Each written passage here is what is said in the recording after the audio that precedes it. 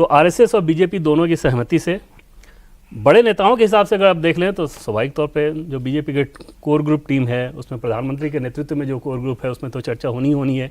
जो मुझे जानकारी मिली सोर्सेज के द्वारा, ऑलरेडी पार्लियामेंट्री बोर्ड में इस पर एक बार चर्चा हो भी चुकी है। ओके, तो बीजेपी तो एक यूनिट के प्रधानमंत्री कोर टीम, पार्लियामेंट्री बोर्ड, मंत्रियों की राय, हाँ। अच्छा, एक पूरा मैकेनिज्म है, पूरा मैकेनिज्म है। इनका फीडबैक आएगा, हाँ। हम उसको फिर 2-3 नाम में शॉर्टलिस्ट करेंगे, वो फिर हम संघ के साथ डिस्कस कर लेंगे। और ऐसा नहीं है कि मतलब रात में उठे, सुबह रात में सो के उठे, सुबह और एक सपना आया, एक नाम बता दे, जो आमतौर पर पब्लिक धारणा रहती है। तो बीजेपी और आरएसएस के बीच चर्चा का दौर आ गया है। हाँ, अब वो आ गया। ठीक है। और आरएसएस में भी जैसे मतलब आरएसएस ने अपने नीचे से मंथन अपना कर लिया, टॉप लोगों के पास वो पहुंच गया फीडबैक। बीजेपी ने अपने सिस्टम से अपना मंथन कर लिया, टॉप लोगों के पास पहुंच गया। अब जो 2-3 लोग हैं दोनों तरफ के, नाम जाएंगे लेकिन बीजेपी से ही, हाँ, उधर से नहीं आएंगे। नहीं, उधर से नहीं जाना, नाम बीजेपी से ही जाना। ठीक है, तो अभी फाइनल फेज आप कह सकते हैं कंसल्टेशन का, और इसके बाद फिर नाम तय हो जाएगा। सर, वो जो सवाल मैं शुरुआत में कह रहा था, क्यों इतना इंटरेस्ट इस बात में हो कि कौन बीजेपी को लीड कर रहा है, मतलब कितना बड़ा सवाल है ये? देश की सबसे बड़ी पार्टी है, रूलिंग पार्टी है, तो उसका जो नेता होगा उसका प्रभाव तो पूरे देश पर पड़ेगा, और उसके अलावा पूरे संगठन पर, बीजेपी का संगठन का आकार समझिए, उस पर जो असर पड़ेगा। तो राजनीति जीवन के हर क्षेत्र को प्रभावित करती है। तो भाजपा का जो राष्ट्रीय अध्यक्ष होगा उसके कामकाज का अच्छा करेगा तो, बुरा करेगा तो, उसका असर जो है दिखाई देगा। दूसरी बात यह है कि ये जो कंसल्टेशन का है, ये संघ की कार्यशैली है। संघ कोई फैसला करने से पहले नीचे से कंसल्टेशन शुरू होता है। ये मुद्दा है, इस पर आप अपनी राय बनाइए, उसके बाद उसके ऊपर फिर टॉप लेवल पे आता है, फिर 5-7-8 लोग जो है वो बैठकर तय करते हैं। उसी तरह से बीजेपी में भी ये कंसल्टेशन चलता है। धारणा ये है कि 2 लोग तय कर देते हैं या एक व्यक्ति तय कर देता है। पहले ये था कि अटल जी, आडवाणी जी 2 लोग मिलके तय कर देते हैं, वही होता है। आज भी आप लोग यही चर्चा करते हैं, मोदी अमित शाह की पार्टी है, जो वो तय कर दे। इतना आसान नहीं है। ऐसे भी मौके आए हैं जब आरएसएस ने वीटो किया है, ऐसे भी मौके आए हैं जब बीजेपी ने वीटो किया है आरएसएस की पसंद को। नहीं, ये आज के दौर की बीजेपी की बात, मोदी शाह की बीजेपी की बात हो रही है सर। आज के दौर की तो नहीं कह सकते, मैं पूरे बीजेपी के इतिहास की बात कर रहा हूं। तो इसलिए जो है आप देखिए कि 86 में लालकृष्ण आडवाणी को बनाने पर आरएसएस का वीटो था। उसके बाद आप याद कीजिए, अभी देवेंद्र ने जिक्र किया नितिन गडकरी का। नितिन गडकरी को बनाने में आरएसएस का वीटो था, लेकिन उनको दूसरा कार्यकाल न मिले, इसमें बीजेपी का वीटो था। अच्छा, तो इसलिए ऐसा नहीं है कि वन साइडेड होता है, लेकिन ज्यादा कोशिश ये होती है कि आम सहमति से कोई नाम तय हो।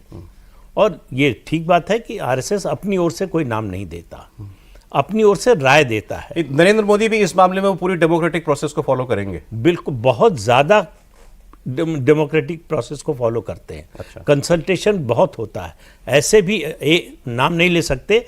एक राज्य के मुख्यमंत्री के बारे में ऐसा भी हुआ, पार्लियामेंट्री बोर्ड में लंबी चर्चा हुई, कोई फैसला नहीं हुआ, और आखिर में अलग अलग मेंबर से चर्चा के बाद जो फैसला हुआ उस व्यक्ति के बारे में हुआ जिसको पीएम नहीं चाहते थे। अच्छा, वो लागू हुआ। ओ, तो ऐसा नहीं है, ये जो धारणा है कि बस उन्होंने जेब से पर्ची निकाली और दे दी और जो है ये तो पता चलना ही चाहिए ना कि देश का कौन सा मुख्यमंत्री है जो प्रधानमंत्री की पसंद में नहीं था लेकिन बन गया। मतलब बड़ी और ऐसा नहीं है कि उन्होंने कहा कि नहीं हमको ये पसंद नहीं है। भाई, जो नाम आते हैं उनके गुण दोष जो है उस पर डिस्कशन प्रोसेस में अगर होना चाहिए। प्रोसेस में अगर सबकी राय में आ गया एक नाम, तो फिर प्रधानमंत्री फिर उसको मान लेंगे, भले वो उनको लगता हो इससे बेहतर कोई और हो सकता था।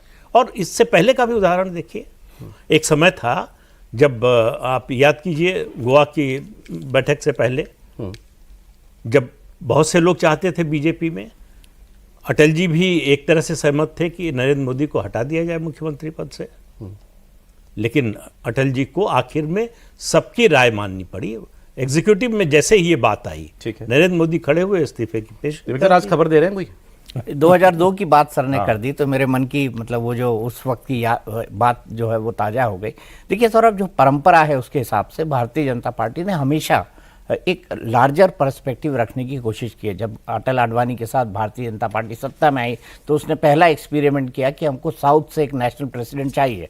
वो नेशनल प्रेसिडेंट से बंगारू लक्ष्मण, जो दलित समुदाय से आते थे, लेकिन वो कैसा एक्सीडेंट हुआ था भारतीय जनता पार्टी से आपको सबको पता है, तहलका का कांड हो गया था। उनको लगा फिर भी कि अगर हम साउथ के किसी आदमी से रिप्लेस कर रहे हैं तो हमको जेना कृष्णमूर्ति चाहिए, तो जेना कृष्णमूर्ति जी अध्यक्ष बने। लेकिन जेना कृष्णमूर्ति के बाद जो तीसरे अध्यक्ष बने वो वेंकैया नायडू बने, वो भी साउथ से थे। तो मेरे ख्याल से एक बहुत लार्जर कंसल्टेशन प्रोसेस है और इसकी प्रोसेस कोई आज से नहीं शुरू हो गई होगी।